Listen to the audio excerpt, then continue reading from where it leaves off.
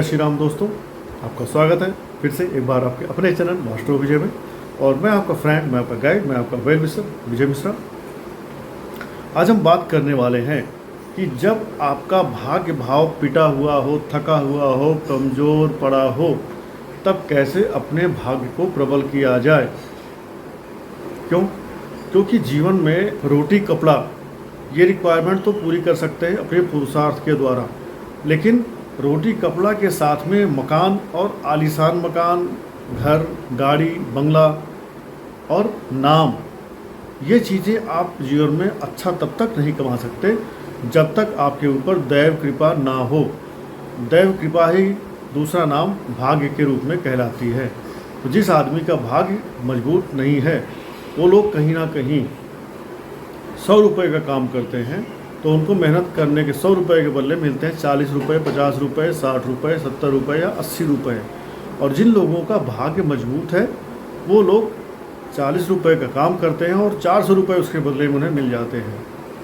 तो जीवन में ना इंसान मेहनत जब करता है, ठीक है, तो उसको दो चीज़ें खलती हैं, बुरी लगती हैं, उसको मुंह बनाकर चिढ़ाती हैं। क्या? एक तो वो मेहनत कर रहा है और उसके बगल में कोई दूसरा मेहनत कर रहा है, बगल वाला उतनी ही मेहनत करके उससे कई कदम आगे निकल जाता है। और दूसरा, एक दूसरा उसका कोई पड़ोसी है या फ्रेंड है या रिलेटिव है, वो उससे बहुत कम मेहनत कर रहा है, बल्कि मेहनत कर ही नहीं रहा होता है, और वो धाए धाए धाए जीवन में सीढ़ी पाता है। जैसे लूडो में होता है ना सांप सीढ़ी, तो वो सीढ़ी पाता हुआ तुरंत सेंचुरी मार जाता है, बहुत जल्दी सेंचुरी पहुंच जाता है, ठीक है। और आप हर कदम पे आपको कहीं ना कहीं बहुत मेहनत करके आगे बढ़ते हो। लूडो की सांप सीढ़ी में सांप होता है, वो आपके हिस्से आता है, और हर 2 कदम चलने के बाद सांप आपको डस लेता है, आप फिर से नीचे आ जाते हो। अचानक से कुछ ऐसा होता है कि आपकी सेविंग्स स्वाहा हो जाती हैं, जीरो हो जाती हैं, ठीक है।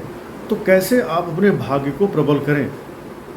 बिफोर दैट आपको कोई भी ज्योतिष अथवा वास्तु संबंधी सलाह लेनी हो, कुंडली का विश्लेषण करवाना हो, कुंडली का मिलान करवाना हो, किसी ग्रह दशा या किसी टफ टाइम से आप चल रहे हैं, गुजर रहे हैं, और आपको उससे संबंधित कोई सलाह लेनी हो, तो आप अपॉइंटमेंट ले करके विजिट कर सकते हैं, मिल सकते हैं, अपनी कुंडली का एनालिसिस करवा सकते हैं। वास्तु संबंधित किसी सलाह के लिए, सहायता के लिए आप हमसे संपर्क कर सकते हैं और आपकी पूर्ण सहायता की जाएगी, जिससे कि आप समस्या से बाहर निकल सकें। तो अपनी भाग्य को, हर इंसान को एक इच्छा होती है कि मेरा भाग्य अच्छा रहे। यदि आप सांसारिक मोह माया में फंसे हुए हैं, तो अगर आप वैरागी हो गए, वैराग्य आपने ले लिया, तो आपको भाग्य की कोई ज़रूरत ही नहीं है। फिर तो आपको खाना मिले तो ठीक, ना मिले तो ठीक। आपने कभी देखा है जब कुंभ का मेला लगता है तो नागा साधु आते हैं, दे डोंट केयर कि उन्हें अच्छा खाना मिल रहा है कि बुरा खाना मिल रहा है, उन्हें खाना मिल भी रहा है कि नहीं, उन्हें गर्मी है, सर्दी है, बारिश है, उनसे कोई फ़र्क नहीं पड़ता। आप कभी देखिए जो उज्जैन में सिंहस्थ कुंभ लगता है, बहुत गर्मी का मौसम होता है, उस गर्मी में भी उन्हें कोई फ़र्क नहीं पड़ता, ठीक है। तो जब आप सांसारिक भावनाओं में, बंधन में होते हैं, तो आपको भोग विलास अपनी तरफ आकर्षित करता है, खींचता है। परंतु ये जब आप मोह माया से छोड़ करके वैरागी बन गए, फिर तो आपके लिए ज्योतिष है ही नहीं, फिर तो आप कुछ भी करो आप केतु हो गए, ठीक है। जो आदमी वैरागी बन गया वो आदमी केतु हो गया, और केतु को कुछ चाहिए ही नहीं। केतु तो हर चीज़ से छोड़ करके आगे को बढ़ाता है अपने आप को, और फिर एक दिन वो बुलंदी पर पहुँचता है, मंदिर के झंडे के जैसे टॉप पे वो चमकता है, और वहीं पर खड़े होकर के वो अपना नाम, यश, पद, प्रतिष्ठा दुनिया को दिखाता है। तो सभी तो वैरागी हैं नहीं। आज के टाइम में वैरागी लोगों को देखेंगे तो शायद 1% होंगे। जितने हमारे आपके जैसे लोग हैं, सब सांसारिक मोह माया में फंसे हुए लोग हैं। तो इस सांसारिक मोह माया में फंसे हुए लोग जो भी हैं, उन्हें अपना भाग्य प्रबल करने के लिए क्या करना चाहिए, ठीक है, बात हम इसकी कर रहे हैं। तो आप देखिए, ये होता है आपकी कुंडली का 9th हाउस, जिसको हम बोलते हैं भाग्य का भाव। अब अगर मैं इसी 9th हाउस को बना लूँ लगन, कैसे? देखिए आपके सामने एक कुंडली है, यहाँ पर मेष लगन की ये कुंडली है, ठीक है। अब यहाँ पर ये है 9th हाउस, इसको बोलते हैं भाग्य का भाव। अब इसको लगन कैसे बनाना है? इस 9 नंबर की राशि को हमें यहाँ पे लिख लेना है, ठीक है। आपकी कुंडली में 9th हाउस में जो भी राशि लिखी है आप उसको लगन पे ले लो, ठीक है। लगन पे कैसे लेंगे, देखिए अब यहाँ पे आप देखिए, अब 9 नंबर का जो राशि था, जो पहले भाग भाव में था, उसको हमने लिख दिया लगन में, ठीक। अब जो जो ग्रह जिस जिस राशि में था उसी क्रम में आप फिर से ग्रहों को लिख लीजिए, ठीक। तो भाग भाव को जब आप लगन बना लोगे तो भाग भाव से चौथा कौन होगा, 1 2 3 4, ठीक है। तो जो आपकी कुंडली में 12वां भाव था, अब भाग भाव के लिए वही बन गया भाग भाव का सुख भाव, अर्थात 12वां भाव जो कि आप लोग निगेटिव समझते हैं, जो कि आप बेकार समझते हैं, ठीक है, बीमारी, हॉस्पिटलाइजेशन, खर्चा, इसके लिए आप समझते हैं, वही 12वां भाव आपके सुख के लिए भावात भावम के सिद्धांत से बन गया सुख भाव। अर्थात अब आपके 12वें भाव में जितना अच्छी कंडीशन होगी, जितने शुभ ग्रह बैठे होंगे, जितना उच्च का ग्रह बैठा होगा, उतना ही आपके भाग्य का सुख आपको बढ़िया मिलेगा। पहली चीज़, डोंट बी कंफ्यूज, आपके भाग्य भाव का सुख भाव कौन सा हुआ, आपकी कुंडली का 12वां हाउस। तो जब आपने लगन को बनाया तो आपका 12वां घर आ गया आपके यहाँ पर, ठीक है। तो आपके 12वें भाव में अगर शुभ ग्रह बैठे हैं, 12वां भाव भाव बल में अच्छा है, ठीक है, षड बल में 12वें भाव को अच्छा फल मिल रहा है, अच्छा बल मिल रहा है, तो अब आप खुश होइए, ठीक है। हमेशा 6 8 12 से डरने की ज़रूरत नहीं है। There are lot of positive things including this particular 9th से 4th, ठीक है। तो अगर आपके वहाँ पे कोई कारक ग्रह शुभ ग्रह अच्छा बैठा हुआ है तो अब आपको खुश होने की आवश्यकता है। अब आपके सुख को, आपके भाग्य को सुख मिलेगा, ठीक है, अर्थात आपको भाग्य का सुख मिलेगा। कब मिलेगा, जब 12th हाउस में बैठे हुए ग्रह की दशा एक्टिव होगी, या 12th हाउस, जिस 12th हाउस में जो ग्रह बैठा है, इस ग्रह के नक्षत्र में जो ग्रह बैठा है वो एक्टिव होगा, तब भी आपको 12th हाउस में भाग का सुख मिलेगा। जो जो ग्रह 12th हाउस को देख रहा है वो ग्रह एक्टिव होंगे, तब भी आपको भाग का सुख मिलेगा, ठीक है।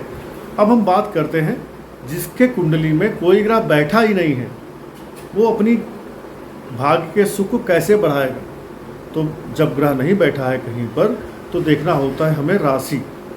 तो अल्टीमेटली आज का जो प्रोग्राम है हम राशि पर ही करने वाले हैं कि आपके 12वें भाव में कौन सी राशि बनी है, उस राशि से हम कैसे अपने भाग्य भाव के सुख को बढ़ाएंगे, अर्थात अपने भाग्य का सुख राशि से कैसे बढ़ाया जाए। This is the topic of today's video. तो राशि आपको मालूम है 1 से लेकर 12 राशियाँ होती हैं। अगर वहाँ पर आपके 12वें भाव में राशि लिखी है 1 या 8 तो इसके स्वामी होते हैं मंगल, ठीक है। अब मैं 1 और 8 बात क्यों कर रहा हूँ, क्योंकि 1 लिखी है तो भी राशि के स्वामी मंगल, 8 लिखी है तो भी राशि स्वामी मंगल, अर्थात मेष या वृश्चिक है तो आपको मंगल को देखना है। अगर 2 और 7 नंबर राशि लिखी है अर्थात वृषभ और तुला, तो आपको इस राशि के स्वामी हो जाते हैं शुक्र महाराज। अब हमें शुक्र महाराज को देखना है। अगर यहीं आपके 12वें भाव में 3 नंबर और 6 नंबर लिखा है तो इस मिथुन और कन्या राशि के स्वामी हो जाते हैं बुध महाराज। अगर 4 नंबर लिखा है तो इस राशि के स्वामी हो जाते हैं चंद्र देवता। 5 नंबर लिखा है तो वहाँ पे सिंह राशि आएगी और सिंह राशि के स्वामी होते हैं सूर्य महाराज। ऑन दी अदर हैंड अगर यहाँ पर 9 नंबर और 12 नंबर लिखा है तो ये होती है गुरुदेव बृहस्पति की धनु और मीन राशि। अगर 10 नंबर और 11 नंबर लिखा है तो ये होता है शनिदेव की मकर और कन्या राशियाँ। तो अब आप समझ गए कि कौन सी राशि का कौन स्वामी होता है। अब आपके 12वें भाव में कौन सी राशि है, कुंडली अपनी ओपन करिए और किसी भी ऐप पे ओपन करिए, या आपके पास हार्ड कॉपी है तो हार्ड कॉपी ओपन करिए और देखिए कि आपके 12वें भाव में कौन सी राशि बैठी है, ठीक। अब शुरू करते हैं मेष राशि से। मेष राशि कब बैठेगी आपके 12वें भाव में, जब आपकी वृषभ लगन होगी, ठीक है। और वृश्चिक राशि आपके 12वें भाव में कब होगी, जब आपकी धनु लगन होगी। तो वृषभ लगन के लिए मंगल कारक नहीं होते हैं, ठीक, परंतु धनु लगन के लिए मंगल कारक होते हैं। तो मंगल अगर आपकी कुंडली में अच्छे बैठे हैं, कारक होके बैठे हैं, तो आप उस ग्रह का रत्न पहन सकते हैं जब मंगल की महादशा, अंतर्दशा, प्रत्यंतरदशा एक्टिव हो रही है, या कभी भी आपको इस भाव के थोड़े से अच्छे फल लेने हो तो। लेकिन रत्न पहनने के लिए हमेशा सावधानी बरतने की ज़रूरत है। रत्न जब भी ले आए पहले एक रात अपने तकिया के नीचे रख करके सो जाएं। अगर आपको रात में कोई डरावने और गंदे बेकार सपने आते हैं, खतरनाक सपने आते हैं, तो उस रत्न को आपको नहीं धारण करना चाहिए। अगर आपको सपने अच्छे आते हैं तो आप उस रत्न को धारण कर सकते हैं। ये एक सामान्य सी टेस्टिंग है किसी रत्न को पहनने ना पहनने की। अब मंगल की राशि अगर आपके 12वें भाव में है तो आपको क्या करना है? अब आपको सुंदर कांड का पाठ, अगर आपको लग रहा है कि आपका भाग्य सपोर्ट नहीं कर रहा है, सो रहा है, जहां आप सोने को छूते हो मिट्टी हो जाता है, आप कोई काम करते हो, करते करते ना 90% काम हो जाता है, 95% काम हो जाता है, आखिरी में जाकर के वो टाइम फुस हो जाता है, तो अब आपको सुंदर कांड का पाठ डेली करने की हैबिट डाल लेनी चाहिए। और हनुमान जी को चोला चढ़ाना चाहिए प्रत्येक मंगलवार। कम से कम 9 मंगलवार आप हनुमान जी को चोला चढ़ाएं। चोला क्या होता है? चोला हनुमान जी के मंदिर में जहाँ पर सिंदूरी कलर की मूर्ति होती है, वहाँ पर सिंदूर और चमेली का तेल मिला करके हनुमान जी के ऊपर पूरा मालिश करते हैं। फिर चांदी का जो होता है वर्क, उसको उनके ऊपर चिपकाते हैं, फिर उनको बूंदी का या लड्डू का भोग लगा करके आरती करते हैं। तो यह हुआ चोला का प्रसाद। चोला आरती प्रसाद आपको हनुमान जी का करना चाहिए। अगर आपकी मेष और वृश्चिक राशि 12वें भाव में बैठी है और आपको मंगल रिलेटेड चीज़ें एक्टिव करनी है, अपने भाग्य का सुख पाना है, तो इतना करिए। सुंदरकांड का पाठ डेली करिए, और अगर आप सुबह नहीं कर पा रहे हैं तो शाम को करिए। सुंदरकांड का पाठ अगर आप रेगुलर करना शुरू करेंगे तो 45 मिनट से 1 घंटे के अंदर आप आराम से निपटा लेंगे। ठीक है, कर डालिए। आपका भाग्य ना जगे तो बताइए। ठीक। अब अगर आपके इसी 12वें भाव में 2 नंबर और 7 नंबर की राशि बैठी है तो आपको क्या करना है? अर्थात अब आपको शुक्रम शरणम गच्छामि, शुक्र की शरण में जाना है। और शुक्र की शरण में जाने के लिए आपको क्या करना है? आपको नवरात्रि में व्रत रहना है। नवरात्रि व्रत रह के कंजिका जो कन्याएं होती हैं 9 साल तक की, उनको आपको भोजन कराना है। भोजन करा करके विदाई में उन्हें आपको कुछ दक्षिणा, कुछ अनार जैसा फल देना चाहिए। और कोशिश करना चाहिए कि 9 शुक्रवार लगातार, किसी भी शुक्ल पक्ष के शुक्रवार से शुरू करके 9 शुक्रवार लगातार आप कम से कम 5 या 9 कन्याओं को खीर खिलाएं अपने घर में बुला करके, और खीर खिला के विदाई के समय अनार और कुछ दक्षिणा की विदाई दें। इससे आपका शुक्र अच्छा होगा। कुंडली में जहाँ भी बैठा है, जिस भी कंडीशन में बैठा है, या आप दुर्गा सप्तशती में जो दुर्गा जी के कवच हैं या दुर्गा जी के जो अष्टोत्तर शत नाम हैं, उनको भी आप पढ़ेंगे तो भी आपका शुक्र, आपका भाग्य का जो सुख है एक्टिव होगा और आपको अच्छे फल देने प्रारंभ करेगा। और शुक्र को हमेशा अच्छा रखने के लिए आपको एक चमकीला रेशमी कपड़ा अपने पास रुमाल के रूप में ज़रूर रखना चाहिए। हो सके तो आप सफ़ेद कपड़े पहनिए। ठीक है, चमकीले रेशमी कपड़े पहनिए, हल्के गुलाबी कपड़े पहनिए। ठीक है, गुलाबी परफ्यूम, गुलाबी इत्र लगाइए, इससे भी आपका सुख अच्छा रहेगा। मंगल की राशियाँ हैं तो आप लाल कपड़ा पहनिए। लाल कपड़ा नहीं पहन सकते हैं डेली तो लाल कलर की रुमाल रखिए। यहीं आप लाल कलर का कोई अपने साथ परमानेंट पेन या कोई जेब में रखने वाला सामान भी रख सकते हैं। या शुक्र की राशि है तो आप चमकीला रेशमी, वाइट या पिंक, लाइट गुलाबी ऐसा कपड़ा, ऐसी रुमाल, ऐसा कुछ अपने परिधान में यूज कर सकते हैं। इससे भी आपका सुख एक्टिव होगा। ठीक है, तो आपने समझा कि क्या करना है आपको? कपड़े से आपको अपने 12th हाउस के राशि लॉर्ड को खुश करना है, प्लस उनके देवता से एक्टिव करना है। ठीक है, आपने कुल देवी और कुल देवता की अगर आप पूजा करते हैं, ठीक है, उनको आप प्रसन्न रखते हैं तो भी आपका शुक्र एक्टिव रहेगा। कुल देवी आपकी कौन है उन्हें आप पता करिए। अगर आप कुल देवी को नहीं जानते हैं तो माता पार्वती और कुल देवता गौरी शंकर अर्थात भोलेनाथ, इनकी आप पूजा करिए। इनको आप कुल देवी कुल देवता के रूप में डेली धूप दीप करिए, प्रणाम करिए, आपका काम बनने लगेगा। शुक्र को अच्छा करने के लिए, शुक्र का अच्छा परिणाम लेने के लिए आप अपने घर में श्री यंत्र का भी स्थापना कर सकते हैं। श्री यंत्र की स्थापना करिए और उसे धूप दीप नैवेद्य का भोग लगाइए, हल्दी अक्षत रोली से उसको तिलक करिए और श्री सूक्तम के 16 मंत्रों को पढ़ते हुए उसके ऊपर अनार के दानों से हवन करिए।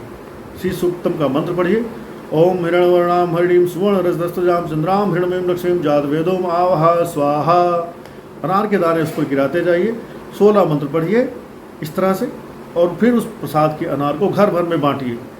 देखिए आपका वृषभ और तुला राशि जो बैठी है 12वें भाव में, वृषभ किसके लिए होगी?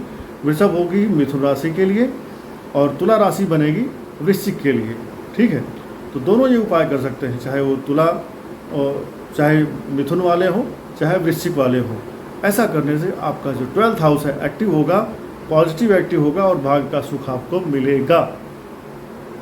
अब अगर आपके 12th हाउस में मंगल की राशि नहीं है, शुक्र की राशि नहीं है, बुध महाराज की राशि है, 3 नंबर अर्थात मिथुन, 6 नंबर अर्थात कन्या, 3 नंबर होगी कर्क राशि वालों के लिए और 6 नंबर होगी तुला राशि वालों के लिए।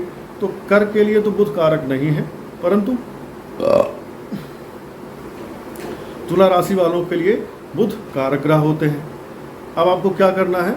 अब आपको बुध को प्रसन्न करने के लिए गणेश जी के शरणों में चले जाना है। गणेश जी का आपको क्या करना है? सहस्त्रार्चन करना है। ठीक है, क्योंकि आपका भाग्य जगाना है। भाग्य अर्थात आपके जीवन का एक बहुत महत्वपूर्ण पहलू। भाग्य जगाने के लिए 2 रुपए का उपाय नहीं होगा। भाग्य जगाने के लिए आपको मेहनत भी करनी पड़ेगी और भाग्य जगाने के लिए आपको सामर्थ्य के साथ थोड़ा पैसा भी खर्च करना पड़ सकता है। तो गणेश जी को आप सहस्त्रार्चन करिए, सहस्त्र मोदक, ठीक है, सहस्त्र मोदक अर्थात 1000 मोदक और 1000 दूर्वा घास ले आइए और किसी पंडित पुरोहित पुजारी को बुलाइए और उनसे बोलिए कि मुझे गणेश जी का सहस्त्रार्चन करना है। आप मंत्र पढ़िए, वो मंत्र पढ़ते जाएं, आप एक एक मोदक एक एक दूर्वा घास गणेश जी को चढ़ाते जाइए और ऐसा आपको हर साल करना है। हर साल करते रहिए। देखिए किस तरह से आपका 12th हाउस एक्टिव नहीं होता, किस तरह से आपको भाग्य का सुख नहीं मिलता है। ठीक है, मैं यहाँ पे 12th हाउस एक्टिव होने की बात कर रहा हूँ, दैट मीन्स आपके भाग्य का सुख एक्टिव करने की बात कर रहा हूँ। ठीक, तो जब आप सहस्त्रार्चन करेंगे दूर्वा घास से और मोदक से, तो गणेश जी आपकी भाग्य के जो पहिए हैं उनको स्पीड अप करेंगे, तेज दौड़ाएंगे और आपका भाग्य भगेगा जगेगा। ठीक है, आप अगर मिथुन और कन्या राशि वाले हैं, 12th हाउस में लिए हुए हैं, तो आप विष्णु जी के सहस्त्र नाम, विष्णु सहस्त्र नाम का डेली आप अगर पढ़ते हैं तो भी आपका मिथुन और कन्या राशि एक्टिव हो जाती है। ठीक है, तो विष्णु सहस्त्र नाम से भी एक अच्छा परिणाम आपको देखने को मिलेगा। अब अगर ये आप उपाय कर ले जाते हैं ना, तो बुध बहुत ही फास्ट रिजल्ट देने वाले प्लैनेट हैं। बुध बहुत जल्दी एक्टिव हो जाते हैं। तो बुध को एक्टिव करना है, गणेश जी के शरण में जाइए या विष्णु सहस्त्र नाम पढ़िए और सुबह आप विष्णु सहस्त्र नाम पढ़िए, शाम को विष्णु सहस्त्र नाम पढ़िए। और विष्णु सहस्त्र नाम पढ़ेंगे तो आपको देखने को मिलेगा, अगर आप विष्णु सहस्त्र नाम सुबह पढ़ते हैं तो शाम के किए हुए पाप खत्म हो जाते हैं, और शाम को पढ़ते हैं तो सुबह या दिन भर के किए हुए पाप खत्म हो जाते हैं। और अगर आप सुबह शाम दोनों पढ़ते हैं तो सारे जो आपने पाप कर्म किए हैं वो खत्म हो जाते हैं। तो विष्णु सहस्त्र नाम बहुत ही पावरफुल रेमेडी है, इसे आप करिए। अब अगर आपके 12th हाउस में मंगल की राशि नहीं है, शुक्र की राशि नहीं है, बुध की राशि नहीं है, तो कर्क राशि हो सकती है सिंह लगन वालों के लिए। अगर आपके 12th हाउस में कर्क राशि है तो आपको अब चंद्रमा की शरण में जाना है। चंद्रमा को प्रसन्न करने के लिए, चंद्रमा को एक्टिव करने के लिए आपको क्या करना है? आपको पूर्णिमा का व्रत करना है। पूर्णिमा का व्रत करना है, दिन भर व्रत रहिएगा।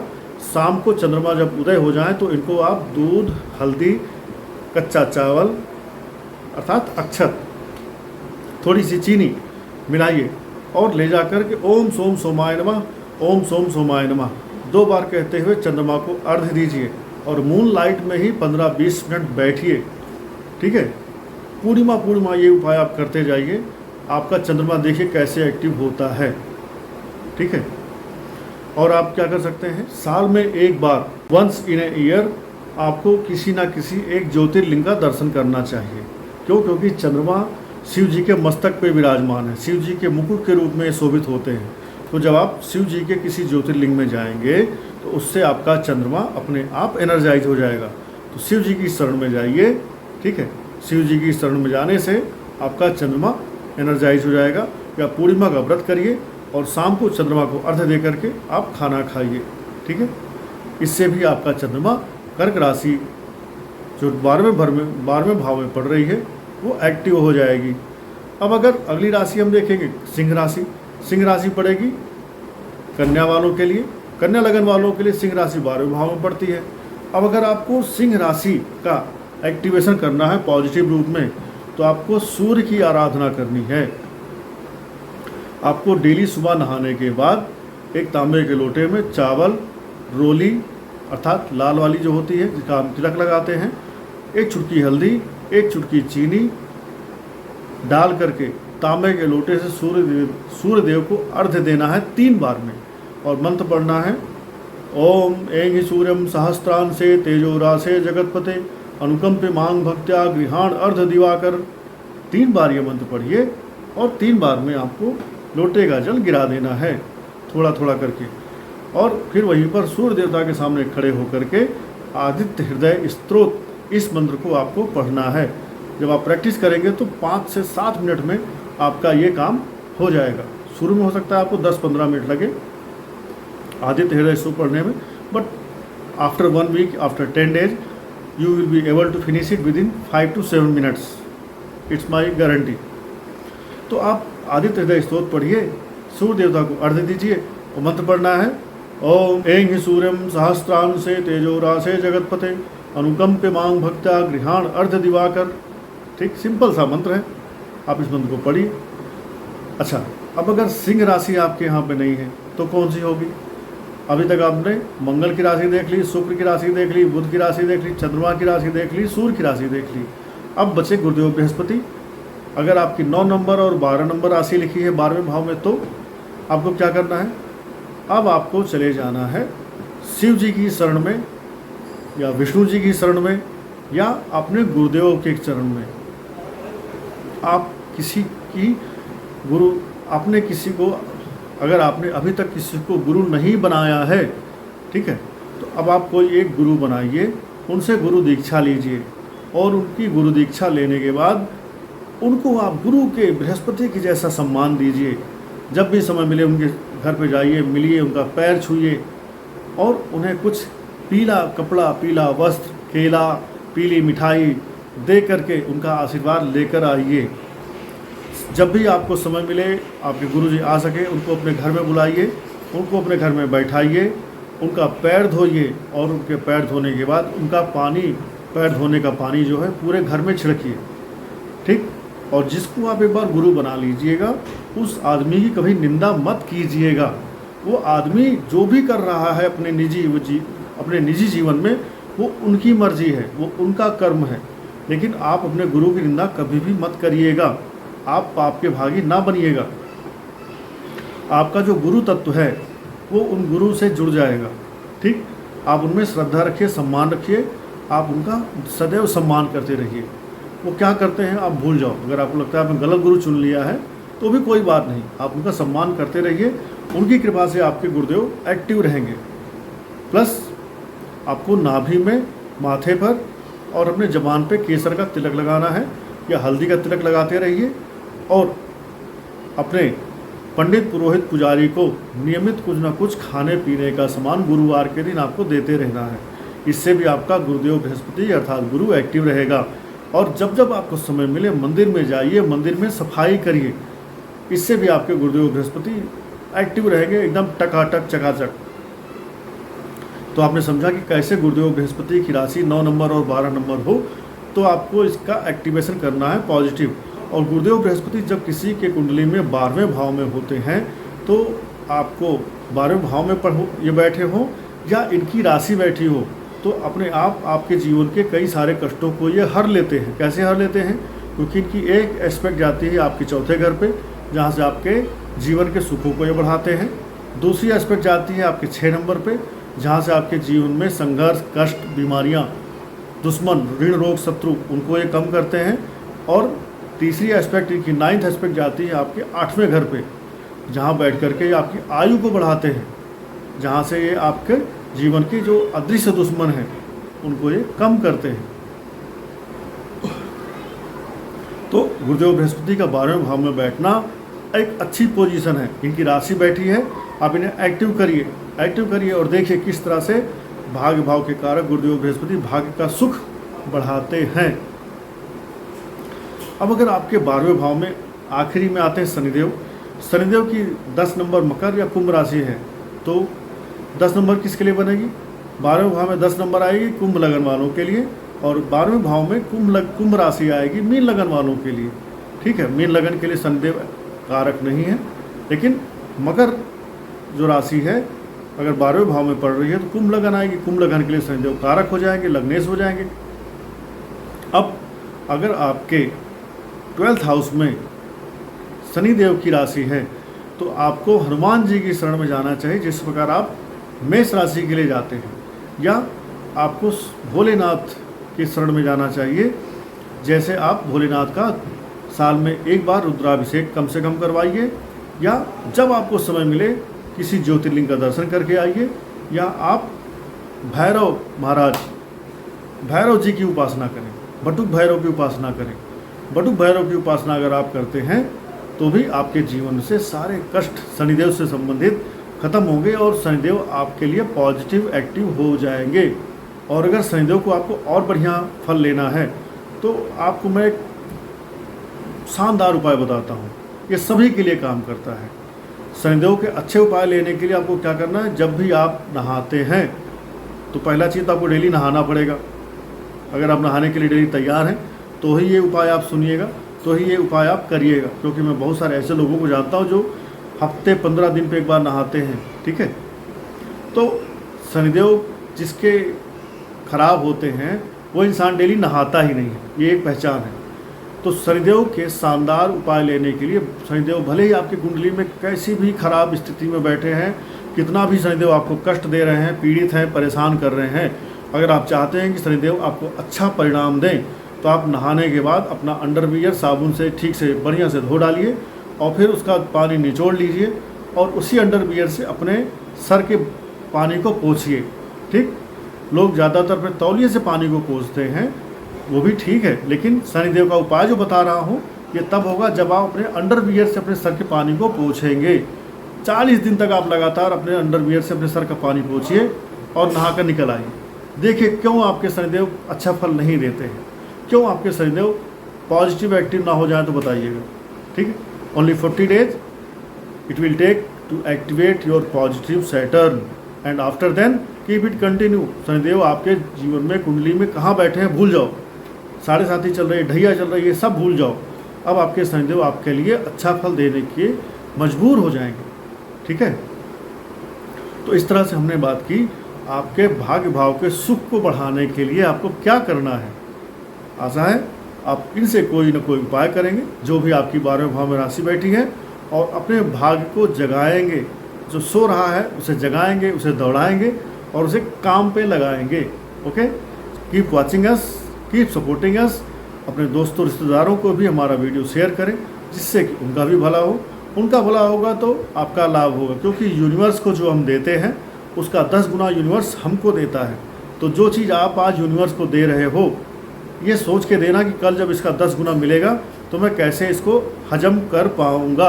अच्छा दे रहे हो या बुरा दे रहे हो, इस पर आप खुद विचार करिएगा। ओके, जय श्री राम।